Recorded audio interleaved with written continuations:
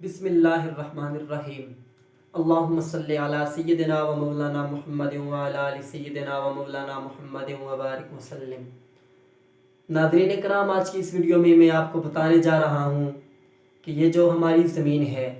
اس سے پچھلی ویڈیو میں بھی میں نے آپ کو بتایا زمین کے متعلق دلچسپ سائنسی معلومات میں نے آپ کو بتائی تھی کہ زمین کی ساخت کیسی ہے اور 7 زمینوں سے کیا مراد ہے۔ آج میں آپ کو یہ جو ہماری زمین ہے جس پر ہم آباد ہیں، اس زمین کے متعلق بتاؤں گا کہ یہ زمین نظام شمسی کا حصہ کس طرح سے ہے اور نظام شمسی کا یہ کون سا سیارہ ہے۔ اس کے ساتھ ساتھ یہ بھی بتاؤں گا کہ نظام شمسی میں کل کتنے سیارے ہیں، اور اس کے ساتھ ساتھ انتہائی دلچسپ بات یہ کہ آیا ہماری زمین کس طرح سے حرکت کرتی ہے، اس کی حرکت کی کتنی قسمیں ہیں، کس طرح یہ گردش کرتی ہے، اور پھر کس طرح دن اور رات بنتے ہیں، اور کس طرح موسم تبدیل ہوتے ہیں، اور کس طرح یہ نظام شمسی میں حرکت کر رہی ہے، اور پھر نظام شمسی کس طرح حرکت کر رہا ہے، اور پھر یہ سارے کا سارا جو نظام شمسی ہے، سارے کا سارا جو نظام کائنات ہے، اللہ رب العزت کا عرش اس سارے نظام کو کس طرح گھیرے ہوئے ہے، اور دست قدرت میں کس طرح سے یہ نظام کائنات محیط ہے۔ آج کی یہ ویڈیو انتہائی دلچسپ ہونے والی ہے۔ اللہ تبارک و تعالیٰ نے اس کائنات کے نظام کو کس طرح سے چلایا ہوا ہے، کس طرح سے گھیر رکھا ہے، آج اس بارے میں گفتگو کرتے ہیں۔ تو چلیے اس ویڈیو کو شروع کرتے ہیں۔ اعوذ باللہ من الشیطان الرجیم، بسم اللہ الرحمن الرحیم۔ وَلِلَّهِ مَا فِي السَّمَاوَاتِ وَمَا فِي الْأَرْضِ وَكَانَ اللَّهُ بِكُلِّ شَيْءٍ مُحِيطًا۔ سورۃ النساء کی آیت نمبر 126 میں اللہ رب العزت نے ارشاد فرمایا، اور اللہ تبارک و تعالیٰ ہی کے لیے ہے جو کچھ آسمانوں میں ہے اور جو کچھ زمینوں میں ہے، اور اللہ تعالیٰ ہر چیز کو گھیرے ہوئے ہے، یعنی اللہ تبارک و تعالیٰ ہر چیز کا احاطہ کیے ہوئے ہے، ہر چیز کی رسی اس کے دست قدرت میں ہے، ہر چیز کو وہی تھامے ہوئے ہے۔ ہماری یہ جو زمین ہے، یہ زمین ہمارے نظام شمسی کا حصہ ہے، اور یہ نظام شمسی کا ایسا حصہ ہے کہ نظام شمسی کا یہ تیسرا بڑا سیارہ ہے۔ مشتری، زحل، یورینس اور نیپچون کے بعد ہماری جو نظام ہے، یہ نظام شمسی کا 5واں بڑا سیارہ ہے۔ جو 4 سیارے مشتری، زحل، یورینس اور نیپچون ہیں، یہ گیسوں سے بنے ہیں، اور جو ہماری زمین ہے یہ ان کے بعد 5ویں نمبر پہ آتی ہے، اور زمین، عطارد، زہرہ یہ چٹانوں سے بنے ہوئے ہیں، اور چٹانوں میں بنے ہوئے سیاروں میں سے بھی سب سے بڑا زمین سیارہ ہے، یعنی زمین جو ہے یہ 5ویں نمبر کا بڑا سیارہ ہے۔ لیکن تمام نظام شمسی کے جو 9 سیارے ہیں، جن میں سے پلوٹو کو 2006 میں نکال دیا گیا، اگر 8 تقسیم کر لیے جائیں، ان میں سے صرف زمین ہی ایسا سیارہ ہے کہ جس کے اوپر زندہ رہنا ممکن ہے، کیونکہ زمین ہی کو اللہ رب العزت نے اس طرح سے بنایا ہے۔ چونکہ اس سے جو دوسرے سیارے جو اس سے آگے ہیں ترتیب میں، جو سورج کے زیادہ قریب ہیں، ان کے اوپر گرمی زیادہ ہوتی ہے، اور جو اس سے دور ہیں ان کے اوپر ٹھنڈک زیادہ ہوتی ہے، اور پھر دوسرے سیاروں کے اوپر گیسیں بہت زیادہ پائی جاتی ہیں۔ لیکن زمین کو اللہ تبارک و تعالیٰ نے ایسے خد و خال عطا فرمائے ہیں کہ اس کے اوپر انسانی حیات ممکن ہے، اور اس کے اوپر سب سے زیادہ حیات اسی زمین کے اوپر رہتی ہے۔ دوسرے سیاروں کے اوپر بھی ابھی یہ مفروضے تو پیش کیے جا چکے ہیں کہ کچھ مخلوقات رہتی ہیں، لیکن ابھی تک کچھ ان کے بارے میں مکمل معلومات حاصل نہیں ہو سکیں کہ آیا ان سیاروں کے اوپر کس طرح سے مخلوقات رہتی ہیں یا کس طرح سے وہ نہیں رہتی، کس طرح کی مخلوقات ہیں، اور ان سیاروں کے اوپر آیا انسانی زندگی ممکن ہے یا نہیں ہے۔ سائنس ابھی یہ مزید تحقیقات کر رہی ہے۔ اور یہ جو ہماری زمین ہے، یہ زمین، اس کا مجموعی قطر 13,000 کلومیٹر ہے، اور اس کے گول ہونے کی جو وجہ ہے وہ کشش ثقل ہے، یعنی کشش ثقل یعنی گریویٹیشنل فورس جسے کہا جاتا ہے۔ یہ بھی میں آگے چل کے آپ کو بتاؤں گا کہ کشش ثقل کیا ہوتی ہے، اور اسی کشش ثقل کی وجہ سے یہ ہماری زمین گردش کرتی ہے۔ اس کا کل قطر میں آپ کو بتا چکا ہوں کہ ہماری زمین کا کل قطر 13,000 کلومیٹر ہے تقریباً، اور اسی وجہ سے زمین اپنے اس مرکز کی وجہ سے، جو اس کا مرکزی نقطہ ہے جو 6,411 کلومیٹر تقریباً بنتا ہے، وہ ہر چیز کو اپنی طرف کھینچتا ہے۔ اس کے اپنی طرف کھینچنے کی وجہ سے اسی کو کشش ثقل کہتے ہیں، جو زمین ہر چیز کو اپنی طرف کھینچتی ہے۔ آگے چل کے مزید اس کے اوپر بات کریں گے۔ زمین کی سطح کے اوپر 71% پانی موجود ہے، جبکہ کرۂ ہوائی کا 5واں حصہ آکسیجن ہے۔ تو لہٰذا زمین جو ہے یہ اس لیے، یہ جو ہماری زمین ہے یہ انتہائی موزوں ہے آبی حیات کے لیے بھی، اور اس کے علاوہ دوسری حیاتیات کے لیے بھی۔ زمین ایکویٹر کے قریب پھولی ہوئی ہے اور قطبین پر دبی ہوئی ہے، اس لیے زمین بیضوی ہے، اور اس کے دبے ہوئے ہونے کی وجہ سے یہ زمین کے جو موسم ہیں وہ چینج ہوتے رہتے ہیں۔ اب آئیے مزید اس کے بارے میں ہم اگر دیکھیں زمین کے بارے میں کچھ معلومات، تو زمین جو ہے اس کا سورج سے فاصلہ کتنا ہے؟ ہماری یہ جو کہکشاں ہے جسے ملکی وے کہا جاتا ہے، اس طرح کی ہزاروں کہکشائیں سائنس نے تحقیق کیا کہ دنیا میں ہزاروں قسم کی کہکشائیں دنیا میں موجود ہیں، اور اس ہماری کہکشاں کا روشن ستارہ سورج ہے، اور اس طرح کے لاکھوں ستارے کہا جاتا ہے کہ دنیا میں پائے جاتے ہیں۔ ہماری کہکشاں جو ہے یہ 1,00,000 نوری سال پر محیط ہے، اور سورج کا زمین سے فاصلہ 14,95,98,000 کلومیٹر ہے، اور یہ جو فاصلہ ہے یہ ہر وقت ایک جیسا نہیں رہتا، بلکہ یہ فاصلہ مختلف بھی ہوتا رہتا ہے، بڑھتا بھی رہتا ہے، زائد بھی ہوتا رہتا ہے، چونکہ زمین حرکت کرتی ہے، گردش کرتی ہے، اس وجہ سے۔ تو سب سے کم جو فاصلہ ہے زمین کا وہ 3 جنوری کو سورج سے ہوتا ہے، وہ کم سے کم فاصلہ جو 3 جنوری کو سورج سے زمین کا ہوتا ہے وہ 14,71,00,000 کلومیٹر ہوتا ہے، جبکہ 4 جولائی کو سب سے زیادہ فاصلہ زمین کا اور سورج کے درمیان ہوتا ہے، جو کہ تقریباً 15,21,000 کلومیٹر کا ہوتا ہے۔ تو یہ زمین کا سورج سے فاصلہ ہے۔ اب زمین کے بارے میں یہ دیکھتے ہیں کہ یہ زمین گردش کس طرح سے کرتی ہے۔ تو زمین 2 طرح کی گردش کرتی ہے، ایک تو زمین اپنے محور کے گرد گھومتی ہے، یعنی زمین اپنے مرکز کے گرد ہر وقت اس طرح سے گھومتی رہتی ہے، جس طرح کوئی بھی گول گیند وغیرہ ہے اس کو آپ ہاتھ میں لے کے اس طرح گھمائیں تو اس طرح سے زمین اپنے ایک ہی مرکز، ایک ہی نقطے کے گرد اس طرح سے گھومتی ہے، اور یہ جو اس کا گھومنا ہے، اس گھومنے کی وجہ سے دن اور رات وقوع میں آتے ہیں۔ اس کی مثال اس طرح سے سمجھیے کہ ایک گیند کو اگر کسی ٹارچ کو رکھ کر اس کے سامنے رکھا جائے اور اسے ایسے گھمایا جائے تو جس حصے پہ ٹارچ کی روشنی پڑے گی وہاں پہ دن ہو جائے گا، اور جو حصہ دوسری طرف آئے گا اس طرف پہ اندھیرا ہی رہے گا۔ تو زمین کی یہ جو گردش ہے اپنے محور کے گرد، اس کی جو گردش ہے یہ مکمل کرنے میں تقریباً 23.99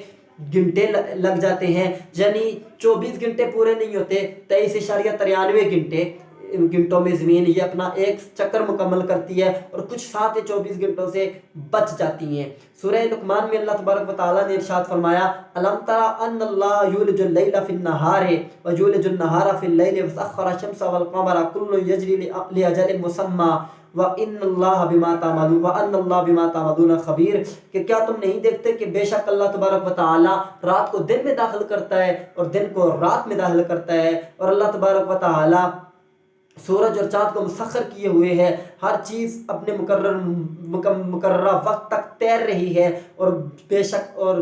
شک اللہ تبارک و تعالیٰ جو تم عمل کرتے ہو اس کو جانتا ہے۔ تو زمین سورج کے گرد اپنا جو چکر مکمل کرتی ہے وہ 365.26 دنوں میں مکمل کرتی ہے، اسی لیے 4 سال کے بعد ایک لیپ کا سال ہوتا ہے، تو لیپ کے سال میں فروری کے 29 دن رکھ کر تو 366 دن مکمل کر لیے جاتے ہیں، تاکہ کیلنڈر کے اندر وہ جو کمی ہوتی ہے 365.26 کے بعد جو کمی رہ جاتی ہے وہ تاکہ پوری کی جائے، تو اس لیے کیلنڈر کے اندر وہ 4 سالوں کے بعد لیپ کا سال رکھا جاتا ہے۔ تو یہ سب کچھ جو زمین کی گردش ہے یہ کشش ثقل کی وجہ سے ہے، زمین کشش ثقل کی وجہ سے گردش کرتی ہے۔ اب دیکھتے ہیں کہ زمین کیسے گردش کرتی ہے۔ ایک گردش تو زمین کی یہ ہے کہ یہ اپنے محور کے گرد گھومتی ہے جس سے دن اور رات وقوع میں آتے ہیں، اور دوسری جو گردش ہے وہ زمین سورج کے گرد گردش کر رہی ہے، جو ہمارا نظام شمسی ہے اس کے اندر تمام تر سیارے گردش کر رہے ہیں، اور ان سیاروں میں سے ایک زمین بھی ہے جو گردش کر رہی ہے۔ اب دیکھتے ہیں کہ زمین کیسے گردش کرتی ہے۔ سورہ یاسین میں اللہ تبارک و تعالیٰ نے ارشاد فرمایا، سورہ یاسین کی آیت نمبر 38 ہے، فالشمس تجری لمستقر لہا ذالک تقدیر العزیز العلیم، کہ بے شک سورج جو ہے وہ جاری و ساری ہے اپنے مقررہ مستقر، اپنے مقررہ وقت تک، اور یہ اللہ تبارک و تعالیٰ کا مقرر کردہ تقدیر ہے، یہ اس کے مقرر کردہ احکام ہیں۔ تو قدیم جو فلاسفر تھے وہ یہ کہتے آئے کہ ان کا یہ نظریہ تھا کہ جو مدار ہیں جن مداروں میں مختلف سیارے گھومتے ہیں، تو ان کا یہ نظریہ تھا کہ جو مدار ہیں یہ آسمانوں میں ہیں۔ اس حوالے سے وہ کہتے تھے کہ جو چاند ہے وہ پہلے آسمان میں ہے، جو عطارد ہے وہ دوسرے آسمان میں ہے، اور جو زہرہ ہے وہ تیسرے آسمان میں ہے، اور سورج چوتھے آسمان میں ہے، اور مریخ 5ویں آسمان میں ہے، مشتری 6ویں آسمان میں ہے، زحل 7ویں آسمان میں ہے۔ اور جدید تحقیق میں یہ ثابت ہوا ہے کہ آسمانوں کے اندر یہ سیارے وَكُلٌّ فِي فَلَكٍ يَسْبَحُونَ یہ جو سیارے ہیں یہ آسمانوں کے اندر نہیں ہیں بلکہ یہ اس سے الگ آسمانوں سے باہر ہیں۔ آج کل کی جو جدید سائنسی تحقیق ہے اس سے یہ ثابت ہوا ہے کہ یہ سارے گردش تو کرتے ہیں لیکن سیاروں سے باہر گردش کرتے ہیں۔ اس میں ایک اور یہ بات بھی ہے کہ ہمارے علماء کا اس میں اختلاف رہا ہے کہ آیا زمین متحرک ہے یا ساکن ہے۔ سب سے پہلے جو زمین کی گردش کے بارے میں تھیوری پیش کی گئی وہ 1615 عیسوی میں پیش کی گئی ہے۔ گلیلیو گلیلی نامی سائنسدان نے یہ تصور پیش کیا تھا سب سے پہلے کہ زمین گردش کرتی ہے۔ اس وقت اسے بہت زیادہ جو ہے مخالفت کا سامنا کرنا پڑا تھا چونکہ بائبل کے بھی یہ خلاف تھا اس کا نظریہ، بائبل کے اندر بھی اس نظریے کا رد ہے، تو اس وقت اسے تکلیف بھی پہنچائی گئی تھی بلکہ اسے قید تک کیا گیا تھا، لیکن بعد میں آہستہ آہستہ سائنسدانوں نے اس نظریے کو تسلیم کرنا شروع کر دیا اور آج ایک اکثر دنیا میں حصہ اس کو تسلیم کر رہا ہے۔ اور جدید تھیوری اب جہاں تک ہے کہ زمین، پہلے تو یہ تھا کہ سورج ساکن ہے اور زمین گردش کرتی ہے، باقی سارے سیارے اس کے گرد گردش کرتے ہیں۔ اللہ تبارک و تعالیٰ نے ارشاد فرمایا تھا وَالشَّمْسُ تَجْرِي لِمُسْتَقَرٍّ لَهَا، سورج لِمُسْتَقَرٍّ لَهَا، سورج اپنے مستقر میں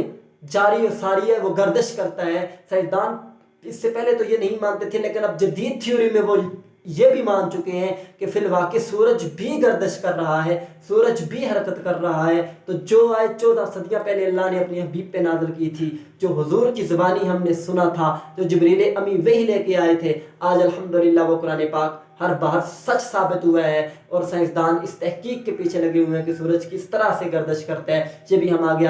میں آپ کو آگے جا کے سارا نظام شمسی کی گردش بتا رہا ہوں کہ آیا زمین کیسے گردش کرتی ہے، سیارے کیسے گردش کرتے ہیں، سارا نظام شمسی کس طرح سے متحرک ہے۔ تو جو علماء نہیں مانتے کہ زمین ساکن ہے وہ اسی آیت کی وجہ سے نہیں مانتے تھے، ان کے پاس یہی آیت تھی کہ سورج متحرک ہے، چونکہ سائنس کہتی تھی کہ نہیں سورج ساکن ہے، سیارے متحرک ہیں، اور قرآن پاک کہتا ہے کہ سورج متحرک ہے، تو وہ یہ کہتے تھے کہ چونکہ سائنس نے قرآن پاک کے اس نظریے کی نفی کی ہے لہٰذا سورج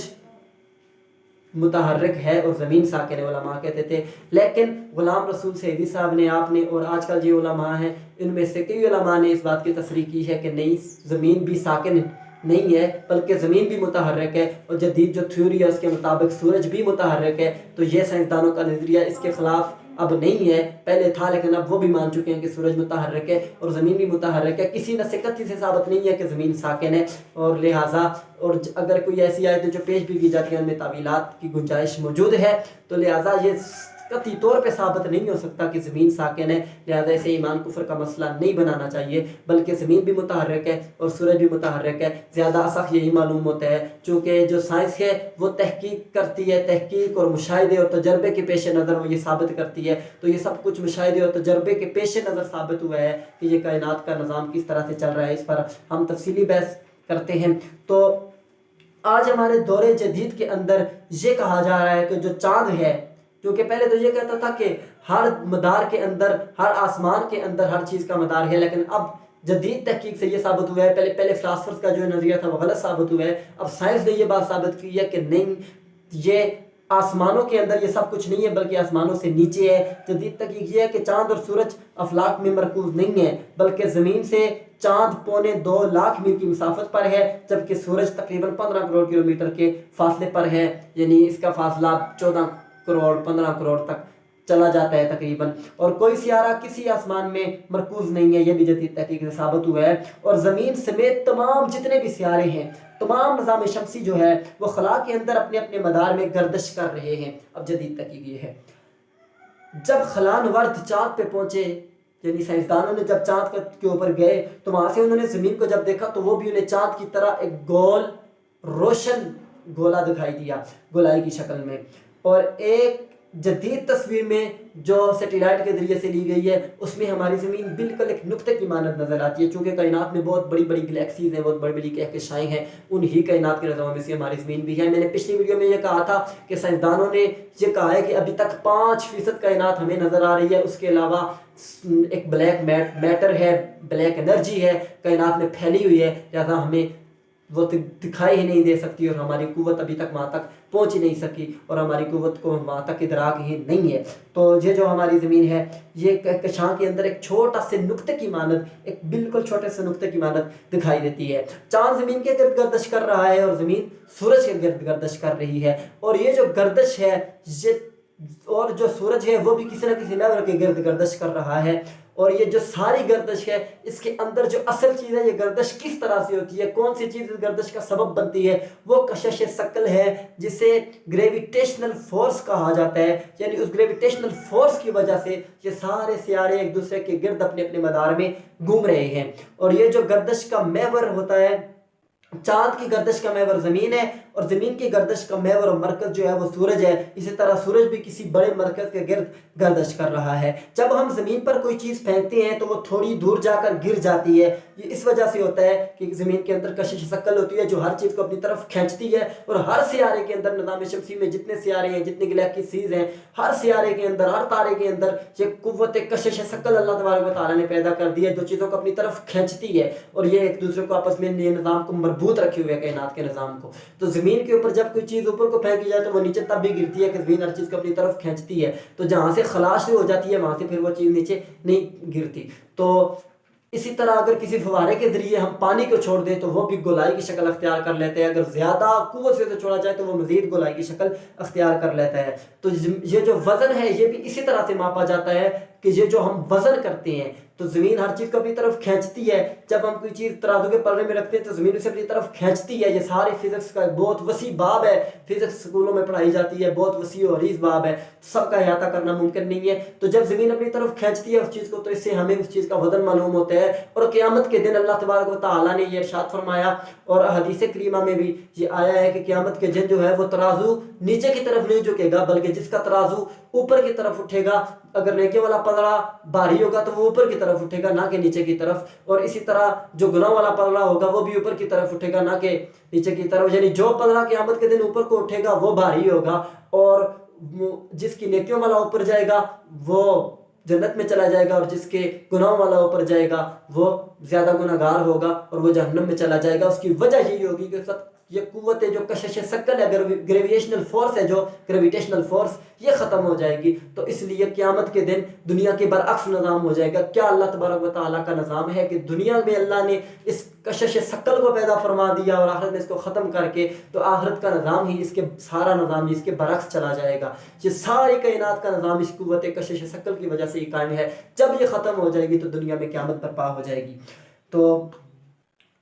جب ہم پانی کا فوارہ چھوڑتے ہیں تو وہ بھی اس لیے گولائی کی شکل اختیار کرتا ہے. اگر ٹیوب ویل سے چھوڑا جائے زمین کے متوازی، جتنے زیادہ زور سے چھوڑا جائے گا وہ اتنا ہی اوپر اور زیادہ گولائی کی صورت میں نیچے کو آئے گا. تو یہی وجہ ہوتی ہے کہ یہ قوت کشش ثقل ہے، گریویٹیشنل فورس ہے.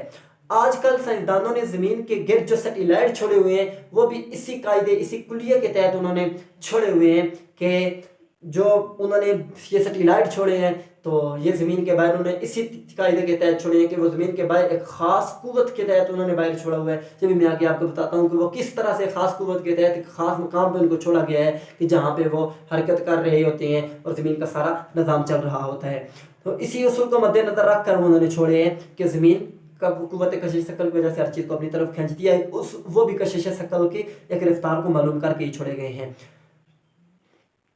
اور انہوں نے اتنی بلندی کے اوپر ان کو چھوڑا ہے کہ تاکہ زمین کی جو ہوا کی جو رفتار ہے وہ ان سیٹلائٹ کے اوپر اثر انداز نہ ہو سکے اور ان کی جو ایک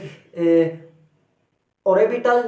ویلوسٹی ہے وہ برقرار رہ سکے. جس رفتار سے انہیں راکٹ کے ذریعے چھوڑا گیا ہے اسی رفتار سے وہ وہاں پہ ان کی اس ویلوسٹی کو، تاکہ ہوا اس کے اوپر اثر انداز نہ ہو سکے. چونکہ زمین کے اوپر ہوا اثر انداز ہوتی ہے، چیزیں نیچے کی طرف اس لیے گرتی ہیں تو ہوا کا بھی اس میں بڑا کردار ہوتا ہے. تو جن سیٹلائٹس کو خلا میں چھوڑا گیا ہے تو خلا کے اندر چونکہ ہوا وہاں پہ نہیں ہوتی اس لیے ان کو ایک خاص قوت رفتار کے ساتھ چھوڑا گیا ہے تاکہ وہ جس رفتار سے چھوڑے گئے ہیں اسی رفتار کے ساتھ وہ وہاں پہ گھومتے رہیں. چاند بھی زمین کی کشش ثقل کی وجہ سے ہر لمحہ اس کو مرکز کی طرف گرتا ہے. اگر چاند کی خاص رفتار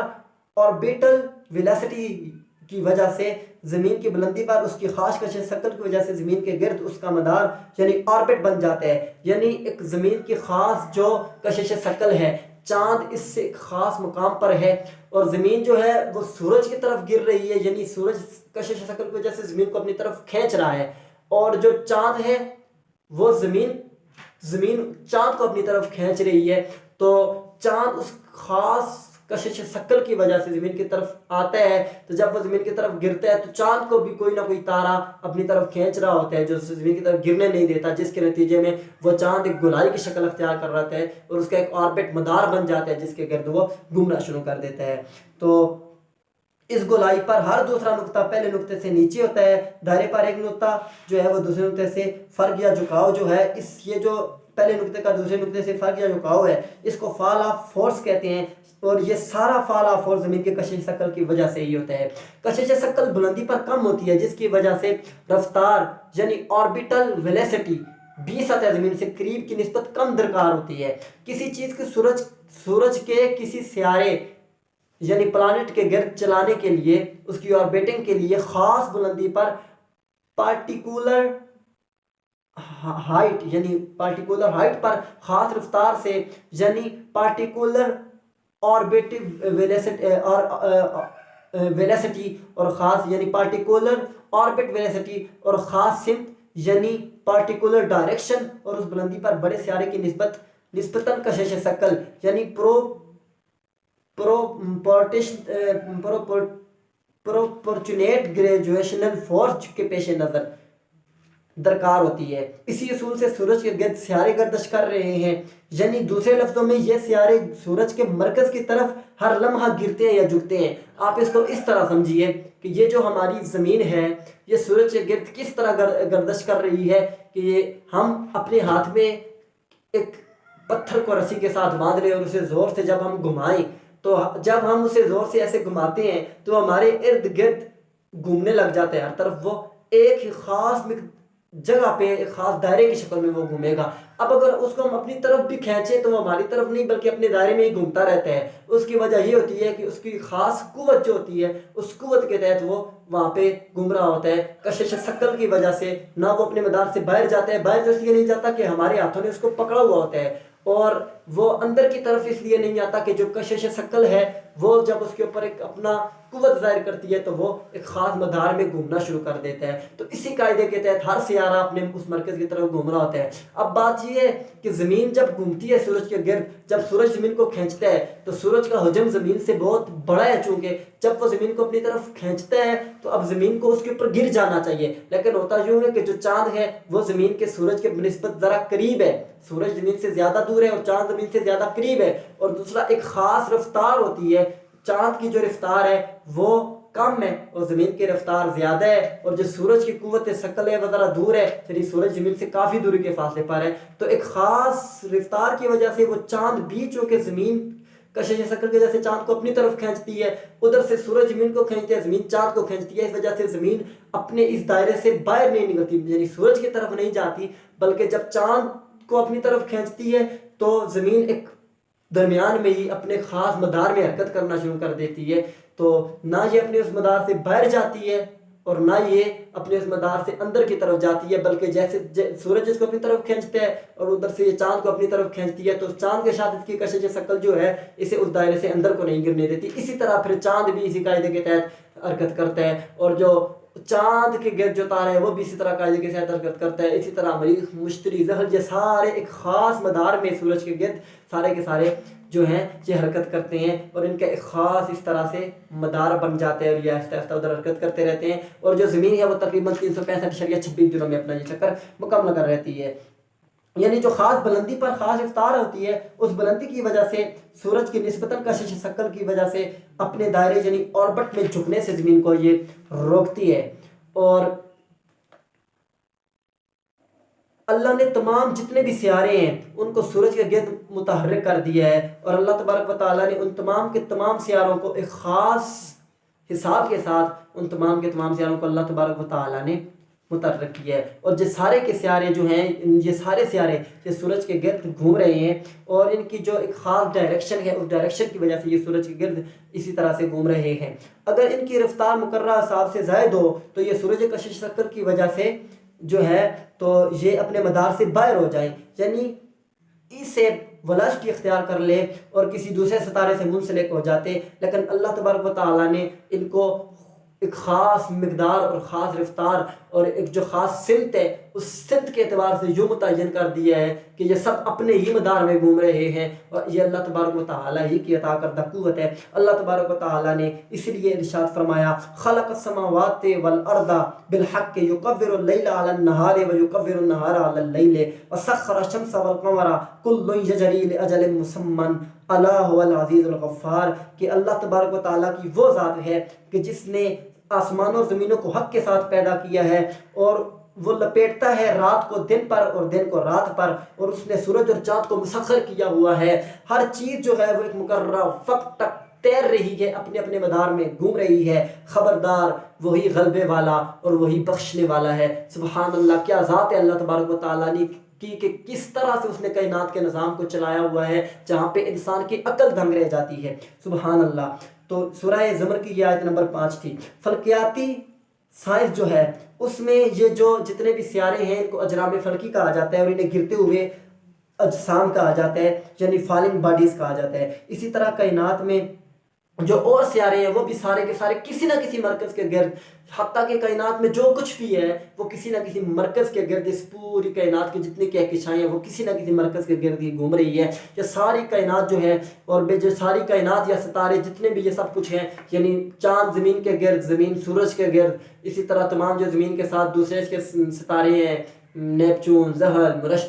مشتری، مریخ وغیرہ، یہ سارے کے سارے سورج کے گرد، اور پھر یہ سورج یا دیگر جتنے بھی ستارے ہیں وہ بھی کسی مرکز کے گرد، اور پھر وہ جو مرکز ہے یا وہ جو ستارے جو کچھ بھی ہے وہ اللہ رب العزت کے عرش کے گرد سب کچھ گھوم رہا ہے، جس کی وسعت تقریباً 22 ارب میل ہے۔ اللہ تبارک و تعالیٰ نے خوب ارشاد فرمایا ان اللہ یمسک السماوات والارض ان تزولا ولئن زالتا ان امسکہما من احد من بعدہ انہ کان علیما غفورا۔ سبحان اللہ۔ سورہ فاطر کی آیت نمبر 41 ہے، جس کا ترجمہ یوں ہے کہ بے شک اللہ تبارک و تعالیٰ آسمانوں اور زمینوں کو روکے ہوئے ہے کہ وہ اپنی جگہ سے ہٹ جائے۔ اللہ تبارک و تعالیٰ ہی نے آسمانوں اور زمینوں کو ایک خاص مدار پہ مربوط کیا ہوا ہے، ان کو روکے رکھا ہوا ہے، اور اگر یہ زائل ہو جائے تو کوئی ایک بھی اس کے بعد ان کو اپنی جگہ پہ روک نہیں سکے گا جب یہ زائل ہو جائیں گے۔ اور بے شک اللہ تبارک و تعالیٰ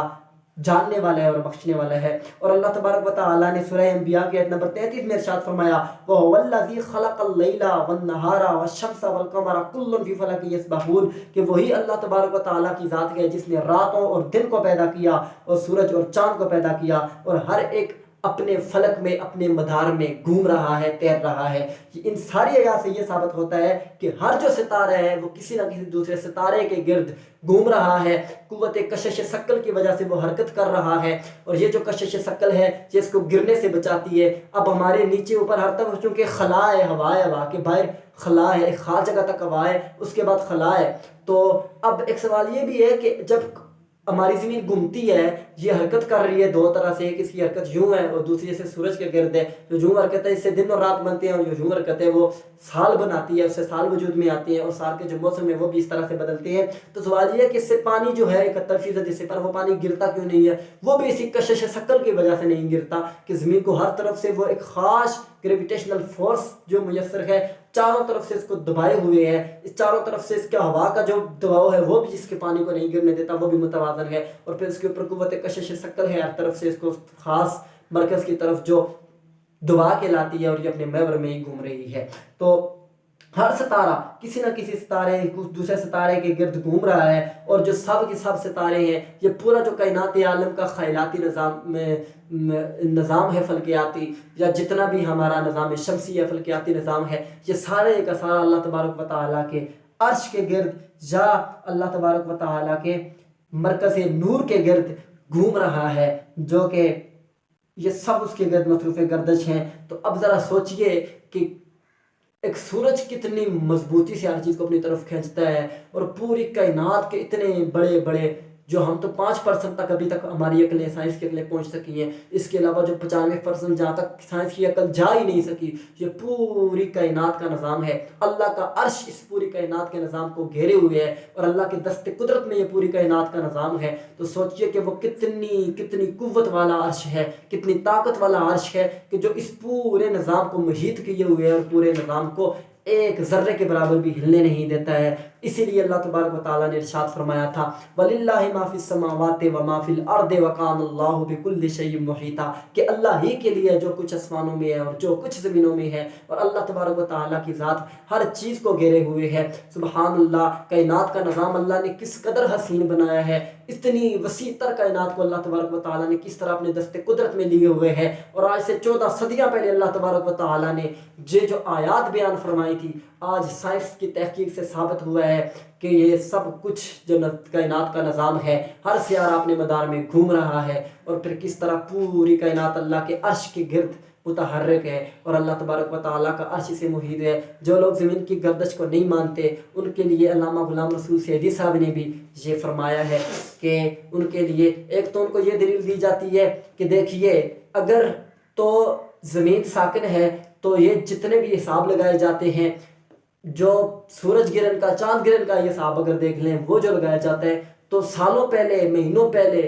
بعض اوقات کہ سالوں پہلے سائنسدان بتا دیتے ہیں کہ فلاں تاریخ کو اتنے بج کے اتنے منٹ پہ سورج گرہن ہوگا، اتنے بج کے اتنے منٹ پہ چاند گرہن ہوگا، فلاں جگہ پہ دکھائی دے گا۔ تو یہ سب کچھ وہ حساب اسی قوت کششی ثقل کی وجہ سے لگاتے ہیں، اور اسی زمین کی گردش کی وجہ سے لگاتے ہیں۔ اگر زمین حرکت نہ کرتی ہو تو پھر اس گردش کا اور اس سورج گرہن، چاند گرہن کا جو حساب لگاتے ہیں، آج تک ایک منٹ، ایک لمحہ بھی اوپر نیچے نہیں ہوا، جو انہوں نے کہا اسی طرح سے ہوا۔ تو پھر کیا وہ جادو کے ذریعے یہ سب کچھ جانتے ہیں؟ ایک جواب تو یہ دیتے ہیں، اور دوسری بات یہ ہے کہ سائنس کے جتنے بھی آلات ہیں وہ سارے کے سارے ہمارے علماء بھی استعمال کرتے ہیں، اور پوری دنیا میں سائنس کی جتنی جدید تحقیقات ہیں ان کو تسلیم بھی کیا جاتا ہے، اور ہمارے یہاں سائنس بہت زیادہ پڑھائی بھی جاتی ہے۔ اور ظاہر سی بات ہے کہ آج دنیا اتنے عروج پہ جا چکی ہے، اتنی جدید نت نئے آلات، نت نئی دریافت، کیا سے کیا ہو رہا ہے، یہ سب کچھ سائنسی کی بدولت ہو رہا ہے۔ سائنس ایک تحقیقات کا نظریے کا نام ہے، اور قرآن مجید فرقان حمید یہ انسانوں کی ہدایت کے لیے نازل ہوا ہے، یہ سائنس کو ثابت کرنے کے لیے نازل نہیں ہوا، لیکن قرآن پاک نے قیامت تک باقی رہنا ہے، اور اس نے ہر دور میں معجزہ ہے یہ، اور اللہ تبارک و تعالیٰ نے اسے ایسا معجزہ بنایا کہ جب یہ نازل ہوا اس وقت بلاغت عروج پر تھی، تو اس میں اس وقت اللہ تبارک و تعالیٰ نے ایسی بلاغت استعمال فرمائی کہ جس بلاغت کے ذریعے سے قرآن پاک نے اس وقت کے بڑے بڑے بلغاء کو، فصحاء کو، تیرے آگے یوں ہیں دبے لفظے فصحاء عرب کے بڑے بڑے، تو ان سب کو اللہ تبارک و تعالیٰ نے ورطۂ حیرت میں ڈال دیا، اور قرآن پاک معجزہ ثابت ہوا۔ اور آج سائنس عروج پر ہے تو ہمارا یہ یقین ہے، یہ ایمان ہے کہ یہ قرآن پاک اس سائنس کو بھی قرآن پاک للکار رہا ہے، اور یہ سائنس بھی قرآن پاک کا مقابلہ نہیں کر سکتی ہے۔ سائنس اگر 2 قدم آگے جائے گی تو قرآن پاک اس سے 4 قدم آگے نظر آئے گا۔ 1400 سال پہلے جو آیات نازل ہوئی تھی، آج سائنس ان کے اوپر تحقیقات میں ورطۂ حیرت میں ڈلی ہوئی ہے، اور کتنی بے شمار ایسی چیزیں جن کے اوپر آج تک جو قرآن پاک میں موجود ہیں، اور سائنس آج تک وہاں پہ نہیں پہنچ سکی۔ انسانیت کی رسائی جہاں تک اللہ تبارک و تعالیٰ چاہیں گے وہاں تک ہی ممکن ہوگی، اس سے آگے ممکن نہیں ہے۔ تو یہ جتنی بھی تحقیقات ہو رہی ہیں سائنس کی، ہمارے سکول کالجز کے اندر طلباء پڑھ رہے ہیں، سائنس کو اسٹڈی کر رہے ہیں، اگر ہم اسے ایمان کفر کا مسئلہ بنائیں کہ زمین ساکن ہے یا متحرک ہے، نہیں جی یہ تو کفر ہو جائے گا۔ اگر ہم یہ کہیں کہ زمین ساکن ہے تو پھر اس سے سائنس کے اتنے نظریات غلط ثابت ہوں گے، اور پھر غلام رسول سعدی صاحب نے تبیان القرآن کے اندر کافی انہوں نے یہ پوری بحث، میں نے اکثر حصہ ان کا ہی لیا ہے سورہ یاسین کی آیت نمبر 39 سے، تو آپ نے یہ پوری بحث کی ہے، اور آپ نے کہا ہے کہ اگر ہم اس کو ایمان کفر کا مسئلہ بنائیں تو ہمارے جو بہت سارے لوگ ہیں وہ ہمارے قرآن پاک سے دور ہو جائیں گے، ہمارے اسلام سے دور ہو جائیں گے، حالانکہ ہمارا قرآن پاک، ہمارا اسلام جو ہے، سائنسدان اس سے اخذ کرتے ہیں، اسے دیکھ کے وہ معاملات کو اخذ کر رہے ہیں، نت نئی تحقیقات کر رہے ہیں، اور ہمیں بھی چاہیے، ہمارے کتنے طلباء فزکس، بایو، کیمسٹری کے پڑھ رہے ہیں، لیکن ہمیں یہ سوچنے کی ضرورت ہے کہ ہمارا کون سی ایسی چیز ہے جس کے اوپر قرآن پاک کے اندر اللہ تبارک و تعالیٰ نے بیان نہ کیا ہو۔ کوئی ایسی چیز نہیں ہے جس کا بیان قرآن پاک میں موجود نہ ہو، صرف ہمیں غور و فکر تدبر کرنے کی ضرورت ہے۔ جی ہماری کتاب ایسی لاریب کتاب ہے، ایسی بے عیب کتاب ہے کہ آج سائنس اپنی تمام تر ترقیوں کے باوجود ہمارے اس قرآن پاک کا مقابلہ نہیں کر سکتی ہے۔ ہم مسلمان جتنے بھی ہمارے طلباء کالجز، یونیورسٹیز کے اندر پڑھ رہے ہیں، وہ اگر اپنی توجہ قرآن پاک کے اوپر مرکوز کریں تو نت نئی ایجادات وہ بھی کر سکتے ہیں۔ اور مسلمان شروع میں مسلمانوں ہی نے سائنس کا علم ایجاد کیا، بڑے بڑے دریافت کی اس وقت، اور جب ہم مسلمانوں کے اوپر غلبہ طاری ہوا اپنی کمیوں کوتاہیوں کی وجہ سے، تو پھر بغداد کے اندر 3 دن تک جو دریائے فرات تھا اس کے اندر مسلمانوں کی کتابوں کی سیاہی اور خون بہتا ہوا نظر آیا، اور پھر ادھر سے جو وہ چرا کے لے کے گئی ہمارا مواد، آج تک اس کے اوپر یہود و نصارہ تحقیقات کر رہے ہیں۔ تو ہمیں یہ چاہیے کہ ہم اس دور میں قرآن پاک اور حدیثوں میں جو کچھ بھی ہے اپنے انٹرسٹ کو اس طرف بھی لائیں، جتنی تحقیقات ہیں وہ بھی ساتھ ساتھ کریں سائنسی، اور قرآن مجید فرقان حمید کے اندر جو سائنسی مفروضات ہیں ان کو بھی ہم نکال کے ان کے اوپر تحقیقات کریں، تو ہم پوری دنیا کے اوپر آج بھی غلبہ حاصل کر سکتے ہیں، ہم بھی نت نئی تحقیقات کر سکتے ہیں۔ کون سی ایسی چیز ہے جو اللہ تبارک و تعالیٰ نے ہمیں عطا نہ کی ہو، لیکن ضرورت اس عمل کی ہے کہ ہمیں اس طرف بڑھنا چاہیے اور ہمیں اس چیز کی طرف سوچنا چاہیے۔ انشاءاللہ العزیز اس کے ساتھ ساتھ اور بھی بہت ساری دلچسپ معلومات میں آپ کو سائنس کے متعلق، قرآن پاک کے متعلق دیتا رہوں گا۔ اللہ تبارک و تعالیٰ سے دعا ہے کہ اللہ تبارک و تعالیٰ ہم مسلمانوں کو ایک مرتبہ پھر عظمت رفتہ عطا فرمائے، اور اللہ تبارک و تعالیٰ ہم مسلمانوں کو عالمی دنیا میں ہمارا کھویا ہوا جو وقار ہے ہمیں دوبارہ عطا فرمائے۔ وآخر دعوانا ان الحمد للہ۔